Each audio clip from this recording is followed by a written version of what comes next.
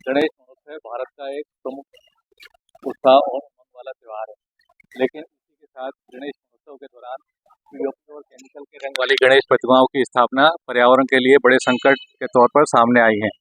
जल और जमीन प्रदूषण को लेकर पर्यावरण के लिए सचेत लोग इसे चुनौती मान रहे हैं। लेकिन ऐसे समय जब मिट्टी की गणेश प्रतिमाओं की स्थापना का प्रचार प्रसार हो रहा है, तब एक युवा ने, आशीष शर्मा इनका नाम है, करीब 2 दशक से प्रकृति से मेल खाती गणेश प्रतिमाओं की स्थापना कर समाज को संदेश दिया है। यह युवक कोटा बैराज स्थित प्रसिद्ध बोर्ड के बालाजी मंदिर के पुजारी परिवार के सदस्य हैं। यह न केवल अपने परिवार की ईश्वर भक्ति की स्थापित परंपरा को आगे बढ़ा रहे हैं, बल्कि समाज को स्वच्छ पर्यावरण का संदेश भी दे रहे हैं। ऐसे ही इस युवक से हम आपकी मुलाकात करा रहे हैं। इनका नाम है आशीष शर्मा। इनको अपने इस प्राकृतिक कार्य के लिए इंडिया बुक ऑफ रिकॉर्ड्स और एशिया बुक ऑफ रिकॉर्ड्स की तरफ से सर्टिफिकेट भी मिला हुआ है। इनके इस इनोवेशन जो इन्होंने किया है इस चीज़ के लिए, इनसे अपन थोड़ी सी बातचीत करते हैं इस बारे में। मैं हूँ Shailesh Pandey, the Opinion One का एडिटर, और आशीष जी से हम बात करते हैं। उनके पास में उनके पिता जो इनको प्रेरणा देते हैं इस कार्य के लिए, वो साथ में हैं। उनसे भी कुछ सवाल करेंगे। आशीष जी नमस्कार। कैसे हैं आप? आनंद मंगल। कैसी आपका गणेश पंडाल कैसा चल रहा है? पहले सबसे पहले सभी को गणेश महोत्सव की हार्दिक हार्दिक शुभकामनाएं। मैं अमर निवास मंडल से पंडित आशीष शर्मा। ये अवर निवास पे जो आप गणेश जी बनाते हैं जी, पर्यावरण से संबंधित हैं, अलग अलग 20 साल से आप इसको बना रहे हैं, 2004 से बना रहे हैं, आज ये 2024 है इस बार। और आपने शुरू में केले से और नारियल पत्ते से इनसे शुरुआत की, और आज एक ये जो सागू जो भी है प्राकृतिक कोई है दाना सामे से, हाँ इससे बनाए हैं। तो आपको इस चीज़ की प्रेरणा कैसे मिली कि ये प्रकृति के साथ वाले हमको गणेश जी बनाने चाहिए, जबकि बाजार में बहुत सस्ती पीओपी की प्रतिमाएं वगैरह मिलती हैं? ये सब प्रेरणा देने बुद्धि के दाता यही है। इन्होंने हमें बुद्धि दी, इन्हें तो आशीर्वाद हमको बना रहे हैं, सभी पर इनका आशीर्वाद बना रहे हैं। इन्हीं की प्रेरणा से हमने इस आयोजन को प्रारंभ किया 2004 से। पहले हम भी एक स्टॉल लगाया करते थे और जो जुलूस आता था उसका स्वागत किया करते थे। पर जब 2 दिन बाद या 4 दिन बाद हम जाके किसी तालाब में या भीतर में जाके देखते थे, तो उस समय प्रतिमाओं की ये स्थिति होती थी कि हमने 10 दिन सेवा पूजा की, अर्चना की, और आज वो उनके कहीं हाथ है कहीं पैर है, तो देख के मन बहुत विचलित हुआ। हम तो गणपति पप्पा प्रभु आपकी सेवा अर्चना करने वाले भक्तों को ये कैसा प्रलय संकट आया है, आप तो कुछ ऐसे वो करें कि ऐसा आयोजन न हो, आयोजन इस तरह से हो कि आयोजन भी बना रहे और जो पर्यावरण है वो भी प्रदूषित न हो। अभी जैसे आपका परिवार है, ये पुजारी परंपरा से संबंधित बोर्ड के बालाजी यहाँ के हैं, जी। तो आप क्या हमेशा ही धर्म से जुड़े हुए रहते हैं कि हमको कुछ धार्मिक कार्य में ही इसमें लगा रहना चाहिए? जी बिल्कुल। मैंने बहुत सी जगह जॉब भी की, सेवाएं भी दी अपनी। मैं बैंकों में भी जॉब किया है, मैं ऑक्सफोर्ड यूनिवर्सिटी में मैंने जॉब किया है, पर मुझे वहाँ संतुष्टि नहीं मिली जितनी संतुष्टि मुझे इनके आयोजन में मिलती है, आयोजन से पूजा पाठ से मिलती है, वैसे संतुष्टि मुझे कहीं नहीं मिली। तो आप इतनी मेहनत से ही गणेश जी तैयार करते हैं, तो जब इनका विसर्जन करते हैं तो आपको कैसा आंखें जरूरत पड़ती है? उस समय आंखें नम हो जाती हैं जिस समय का विसर्जन होता है। अब आप हर साल नए तरीके से बनाते हैं, कभी किससे बनाया कभी किससे बनाया, तो ये आपको आइडिया कैसे आता है कि मैं इस बार ऐसा बुद्धि के बनाऊंगा? देने वाले यही हमें होता है। आप शुरू में बताया कि बुद्धि के दाता यही हमें प्रेरणा देते हैं कि हमें किस रूप में आना है, या मन में भाव उत्पन्न हो जाता है कि उस चीज से बनना है, चाहे फिर समय 2 महीने लगे, 3 महीना लगे या 1 महीना लगे,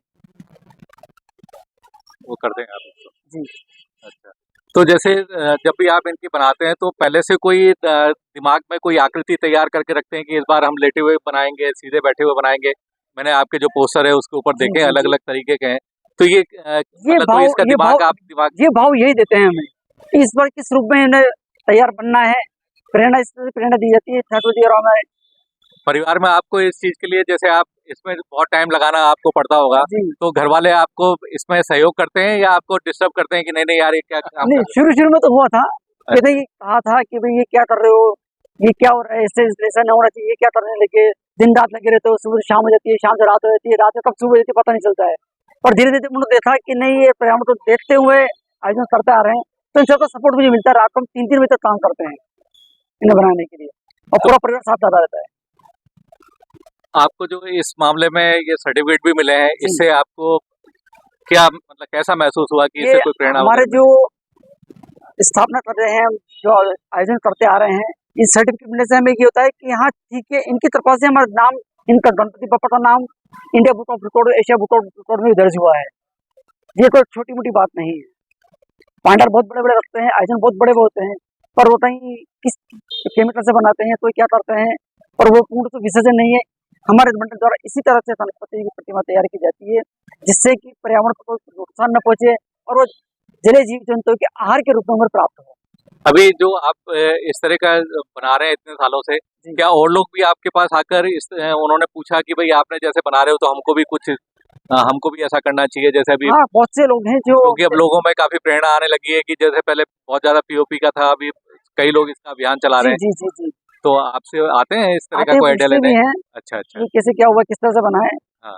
तो हमें से प्रेरणा लेके बहुत से लोग बना भी रहे हैं, और अब तो हमारे प्रशासन भी, हमारे सरकार द्वारा भी इससे मुहिम चलाई जा रही है कि भाई अब पर्यावरण को सुरक्षित रखा जाए, कोई दूषित न हो, आयोजन के आयोजन संपन्न हो और पर्यावरण सुरक्षित रहे। एक ही थोड़ा सा सवाल मेरा क्रिटिकल है जी कि जैसे हम लोग जब आज से 15-20 साल पहले गणेश का जो अपने यहाँ पर था, बहुत कम पांडाल वगैरह जी लगते थे, अब जी बहुत ज्यादा हो गए हैं, बहुत थोड़ी थोड़ी दूर पे, तो आपको ऐसा लगता है कि ये बहुत ज्यादा की बजाय कुछ कम होने चाहिए और ज्यादा सामूहिक तरीके से इसको मनाया जाना चाहिए इस उत्सव को?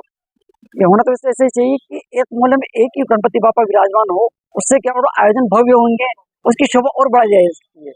अब हर जगह छोटी छोटी जगहों पर स्थापना हो रही है, उससे क्या होता है कि जो आयोजन करने वाले हैं उन्हें बड़ी परेशानी आ जाती है। जैसे टेंट की व्यवस्था है, प्रसाद की व्यवस्था है, पूजन की व्यवस्था है, अन्य बहुत सारी व्यवस्थाएं होती है, तो व्यवस्थाएं अव्यवस्था हो जाती है वो। तो हमें, हमारा प्रयास हम भी ये चाहते हैं कि इस तरह से आयोजन हो कि जैसे कि एक मोहल्ले में या एक इलाके में एक गणपति की स्थापना हो और आयोजन भव्यता के साथ हो। अभी जो इतना बड़ा आप आयोजन करते हैं, इसमें किसी तरह का आपको आर्थिक सहयोग या आर्थिक परेशानी का सामना करना पड़ता है? बहुत सी परेशानी का सामना करना पड़ता है। पहले हमें नगर निगम द्वारा टेंट की व्यवस्था की जाती आ रही थी, पर गत 2 वर्षों से हमें वो टेंट की व्यवस्था बंद कर दी गई है। तो हम अपने जो भक्त हैं, गणपति बापा दरबार में जो भेजते हैं भक्त, हम उनसे हर चीज बात करते हैं, उन्हें बताते हैं हमारी बात कि भाई इस तरह से हमारे आयोजन होते हैं, ये है। तो इनके द्वारा भेजे जाता है भक्त ही हमें वो सपोर्ट करते हैं, वो आयोजन संपन्न करवाते हैं।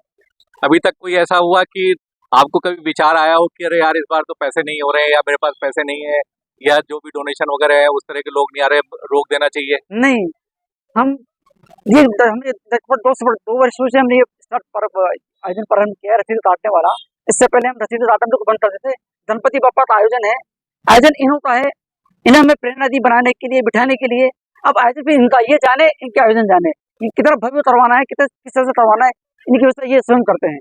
आखिरी सवाल, आप इस आयोजन को कब तक जारी रखना चाहते हैं? जहाँ तक प्राण रहेंगे वहां तक। धन्यवाद आपका बहुत बहुत।